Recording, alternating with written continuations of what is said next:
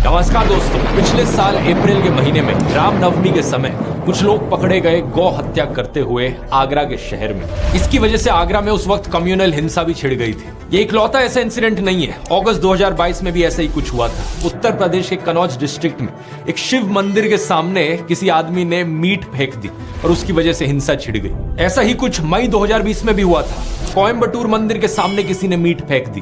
फरवरी 2024 उत्तर प्रदेश के मुरादाबाद में कुछ लोग गौ हत्या काउस की स्लॉटरिंग करते हुए पकड़े गए। ये सारी खबरें सुनकर एक चीज आपके दिमाग में जरूर आएगी, आखिर ये कौन लोग हैं जो हिंदुओं की भावनाओं को ठेस पहुंचा रहे हैं और हिंदुओं को भड़काने की कोशिश कर रहे हैं। इसका जवाब वो नहीं जो शायद आप सोच रहे हो। पहली खबर का न्यूज आर्टिकल देखिए। यूपी पुलिस के अनुसार गौ हत्या के पीछे असली जिम्मेदार थे हिंदू महासभा के कुछ कार्यकर्ता जो हिंसा भड़काना चाह रहे थे। दूसरी खबर, शिव मंदिर के सामने मीट फिकवाई चंचल त्रिपाठी नाम के एक आदमी ने। इसने एक मुस्लिम कसाई को इसके लिए 10,000 रुपए दिए थे। इसके पीछे कारण था कि ये वहां के SHO हरिश्याम सिंह के खिलाफ बदला लेना चाह रहा था। तीसरी खबर, कोयम्बटूर के मंदिर के सामने मीट फेंकने वाला आदमी था हरिराम प्रकाश, एक unemployed civil engineering graduate. Police के अनुसार ये मेंटली डिस्टर्ब था।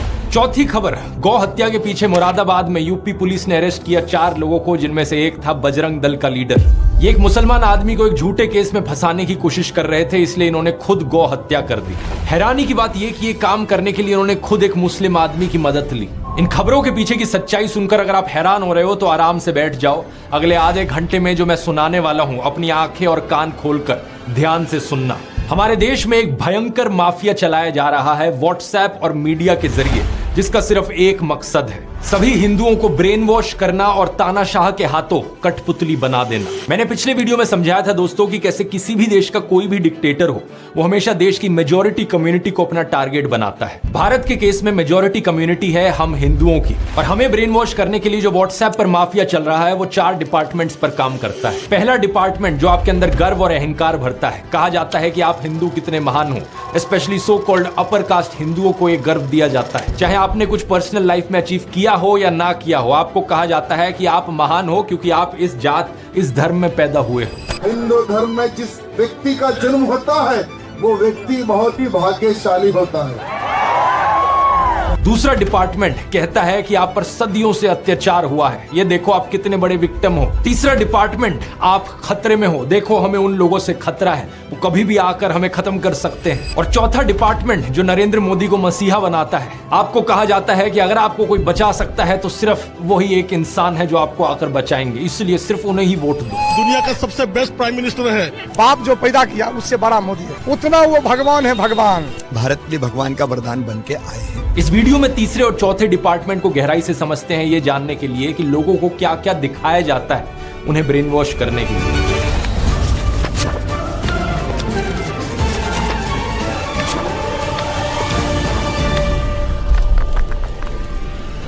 दुनिया भर पर नजर डालें दोस्तों तो डिक्टेटर्स कई देशों में देखे गए हैं, चाहे ये पाकिस्तान हो, जर्मनी हो, चिली हो या रवांडा हो, लेकिन सभी डिक्टेटर्स के द्वारा टारगेट हमेशा मेजॉरिटी कम्युनिटी को किया जाता है। पाकिस्तान के देश में सुन्नी मुस्लिम्स मेजॉरिटी में है, तो उन्हें ब्रेन वॉश करने के लिए झूठी खबरें फैलाई गई कि कैसे देश की बाकी माइनॉरिटीज उनके लिए खतरा बन रही हैं। हिंदू, क्रिश्चियन, सिख, शिया मुस्लिम्स, अहमदिया मुस्लिम्स या फिर सूफी मुस्लिम्स ही क्यों ना हो। 2021 में BBC ने वीडियो रिपोर्ट अपलोड करी थी जिसमें दिखाया गया कि पाकिस्तान की स्कूल की किताबों में कैसा नफरतखोर प्रोपेगेंडा मौजूद है, जिसके जरिए बच्चों के दिमाग में जहर डाला जाता है। उन्हें ये कहानियां सुनाई जाती हैं कि कैसे हिंदूज और सिख्स ने लाखों औरतों बच्चों को मार दिया। मेरे पास मुताला पाकिस्तान बुक है और ये 11वीं और 12वीं जमात के लिए है। पेज नंबर 33 पे ये लिखा हुआ है, इंसानियत दुश्मन हिंदुओं और सिखों ने हजारों बल्कि लाखों औरतों, बच्चों, बूढ़ों और जवानों की इंतहाई बेदर्दगी और संगदिली से कत्ल किया और बेआबरू किया।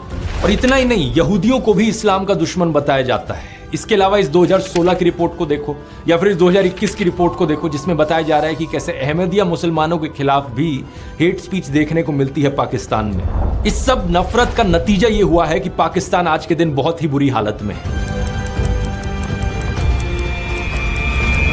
पिछले साल की वर्ल्ड बैंक रिपोर्ट देखो, 40% पाकिस्तानीज बिलो पॉवर्टी लाइन है। बेरोजगारी एक बहुत बड़ी मुसीबत बनी फिर रही है और कुछ ही दिन पहले IMF ने बताया कि पाकिस्तान में इस फिस्कल ईयर में नियरली 25% की इन्फ्लेशन देखी जाएगी। पाकिस्तान की मेजॉरिटी कम्युनिटी सुन्नी मुस्लिम्स को इस नफरत के जाल में फंसकर ब्रेन वॉश होकर क्या मिला? एक ऐसा देश जो रहने लायक नहीं है, जहां लॉ एंड ऑर्डर का कोई नामो निशान नहीं है। मेजॉरिटी कम्युनिटी के अंदर एक डर की भावना जगाने के लिए किस तरीके का खबरों के साथ खेल खेला जाता है, इसका एक अच्छा उदाहरण देखने को मिलता है आज से 100 साल पहले अमेरिका में। साल 1919 की बात है। वॉशिंगटन में एक 22 साल का ब्लैक क्रिमिनल कुछ लोगों पर हमला करता है और चोरी करता है। जिन लोगों पर हमला किया जाता है उनमें से एक स्कूल टीचर थी जो खुद एक ब्लैक औरत थी। इस इंसिडेंट को लेकर एक इंटरेस्टिंग बात यह है कि वॉशिंगटन के जो सारे अखबार थे उस वक्त के, वो या तो इस खबर को रिपोर्ट ही नहीं करते या फिर इसे पूरी तरीके से दबा देते। लेकिन 5 दिन बाद सेम शहर में सेम क्रिमिनल जब एक व्हाइट औरत पर हमला करता है तो सारे अखबारों की ये फ्रंट पेज खबर बन जाती है। इसकी वजह से अगले कई हफ्तों तक वॉशिंगटन में दंगे देखने को मिलते हैं ब्लैक्स और व्हाइट्स के बीच में। 39 लोगों को मारा जाता है और 150 से ज्यादा लोग जख्मी हो जाते हैं। जो एक्चुअल क्रिमिनल था इस केस में,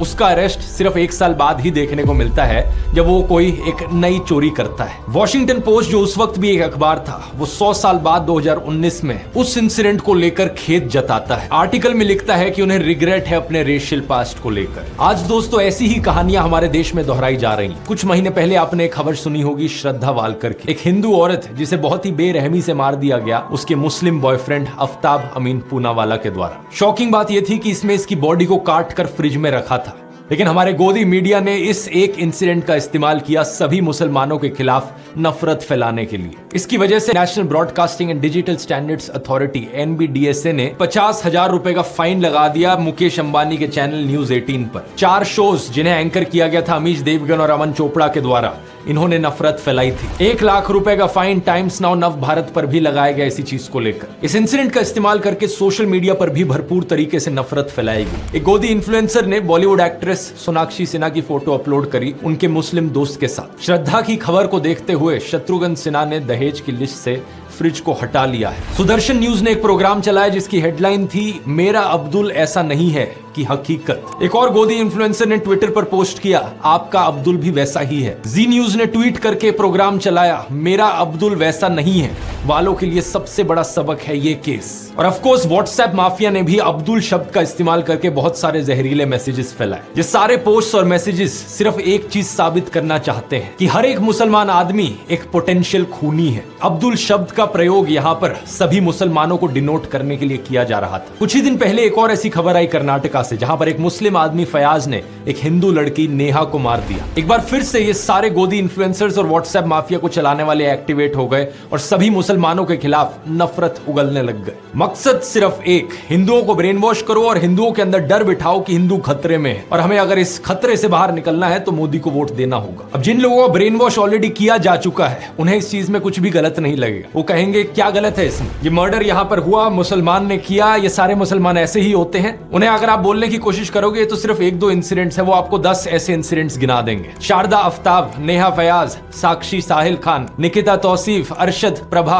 अंकिता शाहरुख, रितिका सईद, मानसी दीक्षित, मुजम्मिल, इन सभी केसेस की लिस्ट सुनाने के बाद ये आपसे कहेंगे ये देखो कहा था ना मैंने, ये सारे मुसलमान ऐसे ही होते हैं, ये सारे के सारे पोटेंशियली खूनी होते हैं। क्या है इसके पीछे का सच, इस खबर को देखो। श्रद्धा वालकर के केस के 2 हफ्ते बाद एक और केस हुआ था पांडव नगर में। अंजन दास नाम के एक आदमी को उनकी पत्नी पूनम के द्वारा मार दिया गया और श्रद्धा के केस की तरह उसकी भी बॉडी को काट कर फ्रिज में स्टोर किया गया। इतना ही नहीं, इसके 3 महीने बाद इस खबर को देखिए। नजफगढ़ के पास मित्राऊ गांव में साहिल गहलोत ने अपनी live in partner Nikki Yadav को मार दिया। मारने के बाद उसकी बॉडी को अपने ढाबा में फ्रिज में रखा। सेम दिन उसने एक शादी भी कर ली। इन दोनों केसेस की डिटेल्स बिल्कुल वही श्रद्धा आफ्ताब केस वाली डिटेल्स है, सिर्फ एक फर्क है, इन दोनों केसेस में कोई हिंदू मुस्लिम का एंगल नहीं है जैसा उस वाले में है। इसलिए आपने इन खबरों के बारे में कहीं सुना ही नहीं होगा और ना ही मीडिया वालों ने इस खबर को चलाया होगा। इस रिपोर्ट को देखिए। बिहार के वैशाली डिस्ट्रिक्ट में अमन कुमार सिंह ने एक 17 साल की लड़की सोनम परवीन को मार डाला। हिंदू लड़का मुस्लिम लड़की, इसलिए गोदी मीडिया इसकी बात करेगा ही नहीं। न्यूज 18 हिंदी की वेबसाइट पर एक खबर जरूर छपी, लेकिन इन्होंने लड़के का नाम नहीं लिखा। बस ये लिखा कि हत्या के पीछे प्रेम प्रसंग की आशंका जताई जा रही है। यूपी के शामली डिस्ट्रिक्ट से इस खबर को देखिए। नाइमा उर्फ ईशा अपने घर से भाग गई गई और एक लव मैरिज करी अंशु के साथ। अंशु एक शार्प एज हथियार से ईशा पर हमला करता है और इसे मारने के बाद उसकी बॉडी कुएं में फेंक देता है। वहां के एसपी ने इंटरोगेशन के बाद बताया कि हस्बैंड अंशु ने अपना गुनाह कबूल किया। रसूलपुर गांव की इस न्यूज रिपोर्ट को देखिए। 20 साल की गुलनाज खातून को जिंदा जला दिया गया एक आदमी और उसके दोस्तों के द्वारा, क्योंकि उसने मैरिज प्रपोजल रिफ्यूज कर दिया था। यहाँ अक्यूज्ड कौन था? सतीश कुमार राय। पिछले साल जब साक्षी और साहिल खान की खबर मीडिया में फैलाई जा रही थी तो उससे कुछ दिन पहले एक और वैसा ही इंसिडेंट हुआ था। बिहार का एक लेबरर रामानुज साहू सूरत गया अपने परिवार से मिलने। उसका अपनी पत्नी रेखा के साथ झगड़ा हुआ और उसने रेखा पर 10 बार चाकू से वार किया। जब उसकी 19 साल की बेटी ने अपनी मां को बचाने की कोशिश करी तो उसने उसे भी मार डाला। नजफगढ़ की इस खबर को देखिए। विपुल सिंह नाम का आदमी खुले में धमकी देता है कि वो मुसलमान औरतों को मोलेस्ट करेगा और मारेगा। दिल्ली पुलिस और एनसीडब्ल्यू ने इस पर कॉग्निसेंस भी लिया। या फिर 5 महीने पहले की कर्नाटका की इस रिपोर्ट को देखिए। 39 साल का आदमी प्रवीण अरुण, इसने अपनी 21 साल की एयर होस्टेस कोलीग आयनाज के साथ दोस्ती करी। जब आयनाज ने इससे कम्युनिकेट करना बंद कर दिया, ये उसके घर में गया और उसे मार डाला। और इसके बाद इसने उसकी मां को भी मार डाला, उसकी बड़ी बहन को भी मार दिया और उसके छोटे भाई 14 साल के उसको भी मार दिया। फिर से हिंदू आदमी है, मुस्लिम औरत है, तो गोदी मीडिया इसकी बात नहीं करेगा, ना ही आपको व्हाट्सएप पर सुनने को मिलेगी। 20 दिन पहले की इस खबर को देख लीजिए। 26 साल की रुखसार उर्फ रिया को उसके लिव इन पार्टनर ने मार डाला और उसकी बॉडी को एक कबर्ड में स्टफ कर दिया। अक्यूज्ड कौन था? विपुल टेलर नाम का आदमी।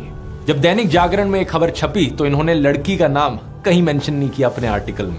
अब इस खबर को देखिए। बेंगलोर में रहने वाला प्रदीप एक रुखसाना नाम की औरत से संबंध बनाता है। दोनों का साथ में बच्चा होता है। रुखसाना उससे शादी करना चाहती है, लेकिन वो ये नहीं चाहता था, तो उसने रुखसाना का खून कर दिया। ये भी कुछ ही दिन पहले की खबर है कर्नाटका से। मेरा एक ही सवाल है नफरत फैलाने वाले नमूनों से। आपको मैंने इतने सारे केसेस गिना दिए यहाँ पर पिछले 1-2 सालों के, जहां पर हत्या करने वाला एक हिंदू था। तो क्या यहाँ पर यह कहा जा सकता है कि हर हिंदू आदमी यहाँ पर एक पोटेंशियल खूनी है? ऑब्वियसली नहीं कहा जा सकता।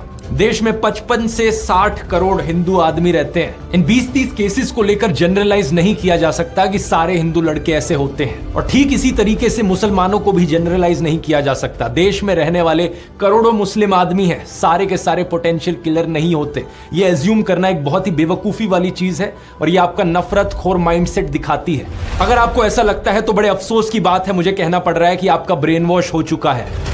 एनसीआरबी की रिपोर्ट क्राइम इन इंडिया 2022 के अनुसार देश में 4.5 लाख क्राइम्स हुए हैं औरतों के खिलाफ इस 2022 के साल में। इन 4.5 लाख क्राइम्स में से 28,522 एफआईआर्स दर्ज कराई गई मर्डर की, जिनमें से 8,125 फीमेल्स थी। अब एक साल में अगर 8,000 से ज्यादा मर्डर के केसेस हो रहे हैं जहां पर औरतों को मारा जा रहा है, तो ऑब्वियस सी बात है इनमें से कुछ मर्डर्स ऐसे होंगे जो एक मुसलमान आदमी ने किए होंगे, कुछ ऐसे होंगे जो एक हिंदू आदमी ने किए होंगे। हर तरह के परम्यूटेशन कॉम्बिनेशन यहां पर आपको मिल जाएंगे। हिंदू आदमी हिंदू औरत, मुस्लिम आदमी मुस्लिम औरत, हिंदू आदमी मुस्लिम औरत, या मुस्लिम आदमी हिंदू औरत। और सिर्फ हिंदू मुस्लिम ही नहीं, सभी धर्मों के आपको कॉम्बिनेशन मिल जाएंगे, क्योंकि 8,000 यहां पर बहुत बड़ा नंबर होता है। प्रॉब्लम यह है कि जिन लोगों का ब्रेन वॉश हो चुका है उनकी आवाज सिर्फ तब निकलती है जब उन्हें दिखता है कि हत्या करने वाला एक मुस्लिम आदमी था और जिसकी हत्या हुई वो एक हिंदू औरत थी। लेकिन इन सब लोगों के मुंह पर चुप्पी लग जाती है जब दिखता है कि यहाँ एक हिंदू औरत को हिंदू आदमी के द्वारा मारा गया, या फिर एक मुस्लिम औरत को हिंदू आदमी के द्वारा मारा गया। किसी भी नॉर्मल इंसान में अगर इंसानियत है तो वो इन सभी केसेस के खिलाफ आवाज उठाएगा जहां जहां औरतों का अत्याचार हो रहा है। कोई भी सेंसिबल आदमी यहां पर कहेगा सरकार को कि यहां सारे क्राइम्स को क्यों नहीं रोका जाता जो सारी औरतों के खिलाफ हो रहे हैं। असलियत में सॉल्यूशन ढूंढने की जरूरत है इस चीज को लेकर। ऐसा तो होगा नहीं कि पुलिस एक एरिया को सेफ बनाएगी सिर्फ हिंदू औरतों के लिए और मुस्लिम औरतों के लिए वो एरिया अनसेफ रहेगा। अगर किसी एरिया को सेफ बनाना है तो सभी औरतों के लिए वो सेफ बनेगा ना। सेलेक्टिव आउटरीच इन लोगों का सबसे बड़ा हथियार है। अगर आज मैं जस्टिस की डिमांड करता हूं तो मैं नेहा के लिए भी करता हूं और रुखसाना के लिए भी करता हूं। मैं उन सभी हिंदू और मुस्लिम औरतों के लिए जस्टिस की डिमांड करता हूं जिनके खिलाफ अत्याचार हुआ है। पुलिस को यहां पर स्पीडी इन्वेस्टिगेशन करने की जरूरत है। देश भर में अगर पुलिस वालों की कमी है तो स्टेट गवर्नमेंट्स को यहां पर और पुलिस को रिक्रूट करने की जरूरत है। कोर्ट्स अगर धीरे काम करते हैं तो उन्हें फास्ट ट्रैक ट्रायल करने की जरूरत है। तारीख पे तारीख देना उन्हें बंद करना होगा। और खून करने वाला चाहे हिंदू हो या मुसलमान हो, उन सबको स्ट्रिक्टेस्ट पनिशमेंट दी जानी चाहिए। अब मैं इन बीजेपी वालों को चैलेंज करता हूं कि ये सेम चीज बोलकर दिखाएं। इनका एक भी नेता, एक भी कार्यकर्ता ये सेम चीज बोल नहीं पाएगा, हिम्मत ही नहीं होगी, क्योंकि अगर इन्होंने ये चीज बोल दी तो इनका पूरा का पूरा सिस्टम खत्म हो जाएगा। हिंदुओं को ब्रेन वॉश करने का इनका यही तरीका है और इसके बिना इनका धंधा ही नहीं चलेगा। अरे किसी और धर्म की औरत को लेकर जस्टिस की डिमांड करे वो तो बहुत दूर की बात है, ये हिंदू औरतों के लिए भी जस्टिस की डिमांड नहीं करेंगे अगर इन्हें दिखा कि बीजेपी इन्वॉल्व है कहीं पर। अगर किसी हिंदू औरत को किसी हिंदू आदमी के द्वारा मारा गया किसी बीजेपी रूल्ड स्टेट में, या किसी कल्प्रिट का कोई बीजेपी कनेक्शन निकल जाए, तो इनके मुंह बिल्कुल बंद हो जाते हैं। दिसंबर 2019 में देख लो क्या हुआ था जब farmer BJP MLA Kuldeep Singh को कॉन्विक्ट किया गया किडनैपिंग और मोलेस्टिंग के केस में। इस केस में बहुत से विटनेसेस की मौत हो गई थी और इनके कार्यकर्ताओं ने क्या किया, इनके सपोर्ट में रैली निकाली थी। विधायक जी सरासर निर्दोष हैं, उनको फंसाया जा रहा है। कुछ महीने पहले एक IIT BHU का केस हुआ जहां पर 3 अक्यूज थे, कुणाल पांडे, सक्षम पटेल और अभिषेक चौहान। ये बीजेपी IT सेल की वाराणसी यूनिट का हिस्सा थे। इन्होंने अपनी फोटोज पोस्ट करी थी JP नड्डा के साथ, अनुराग ठाकुर के साथ, UP CM आदित्यनाथ के साथ। क्या लगता है आपको यहाँ पर किसी हिंदू औरत की इन्हें चिंता थी? बिल्कुल नहीं थी, क्योंकि इस केस में इनके खुद के लोगों पर आरोप लगा था बलात्कारी का। उत्तराखंड का ये केस देख लो, 19 साल की अंकिता भंडारी का। ये एक रिजॉर्ट में काम करती थी और इस रिजॉर्ट के owner farmer BJP politician Vinod Arya के बेटे पुलकित आर्या थे। इस पर इल्जाम लगा कि इसने अंकिता को मोलेस्ट किया और उसकी हत्या कर दी। लड़की के पापा को एक से दूसरे पुलिस स्टेशन तक भागना पड़ा FIR रजिस्टर करवाने के लिए। कुछ एक्शन सिर्फ तब लिया गया जब लोकल न्यूज पोर्टल जागो उत्तराखंड में इस मर्डर को हाईलाइट किया था। लेकिन बाद में पता है क्या हुआ, इस न्यूज पोर्टल के जर्नलिस्ट आशुतोष नेगी को ही पुलिस अरेस्ट कर लेती है, ये कहकर कि इसके इंटेंशंस पर हमें शक होता है। अंकिता भी हिंदू थी, लेकिन क्या व्हाट्सएप पर आपने इस मैसेज को पढ़ा? कभी नहीं पढ़ा होगा, क्योंकि इनका माफिया चल रहा है। श्रद्धा वालकर के केस में तो मुस्लिम ऑर्गेनाइजेशन जमात इस्लामी हिंद ने उसे कंडेम भी किया और किलर को लेकर हार्शेस्ट पनिशमेंट भी मांगी।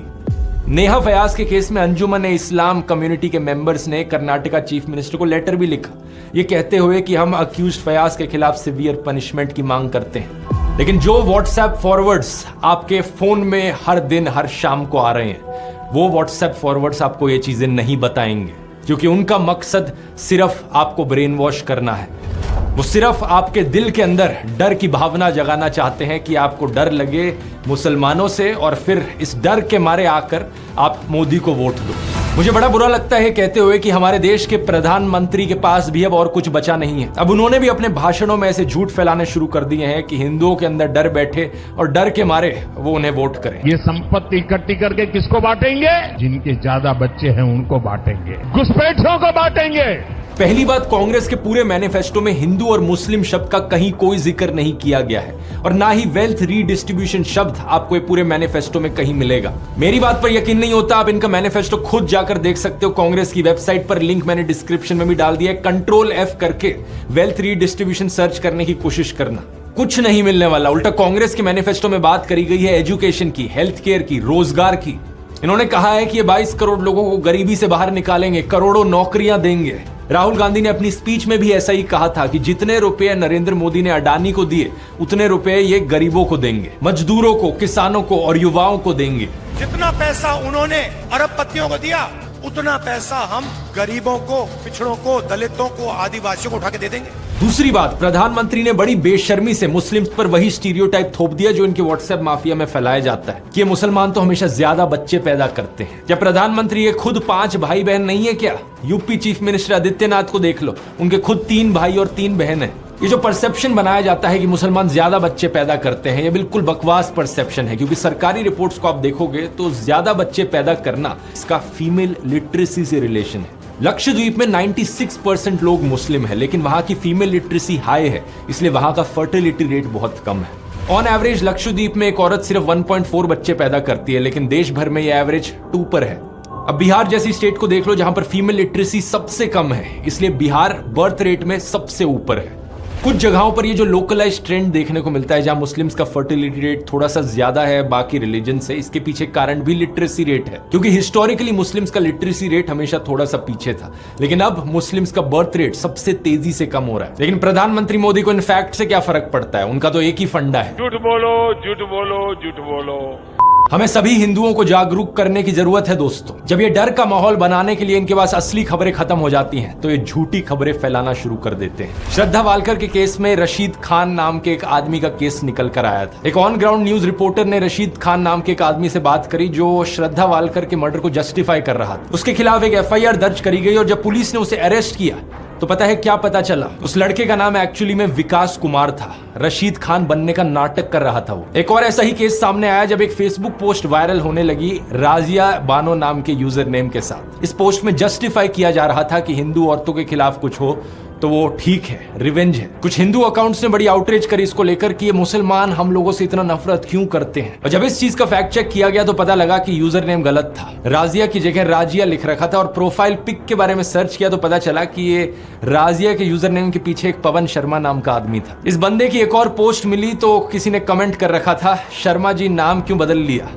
तो उस आदमी ने लाफिंग इमोजीज के साथ रिप्लाई किया, पवन भाई अब मुल्ली बनोगे क्या? सॉरी मुल्ला। और इसने रिप्लाई किया, just wait and watch dear. कुछ लोग नफरत के पागलपन में इतने अंधे हो गए हैं कि ये खुद से नफरत की खबरें फैलाते हैं ताकि इल्जाम वहां मुसलमानों पर डाला जा सके, उनकी इमेज को बदनाम किया जा सके। वीडियो के शुरू में मैंने आपको ऐसे ही कुछ किस्से सुनाए थे जहां पर बजरंग दल और हिंदू महासभा के मेंबर्स ने जाकर गौ हत्या करी, और वो भी इसलिए ताकि किसी मुसलमान पर इल्जाम डाला जा सके कहकर कि ये देखो ये मुसलमान लोग हैं जो हमारी गौ माता की हत्या करते हैं। यहां पर एक बहुत बहुत बड़ा खेल खेला जा रहा है दोस्तों। झूठी खबरें कितनी ज्यादा फैलाई जा रही हैं आप यकीन नहीं करोगे। एक यूजर अभिषेक कुमार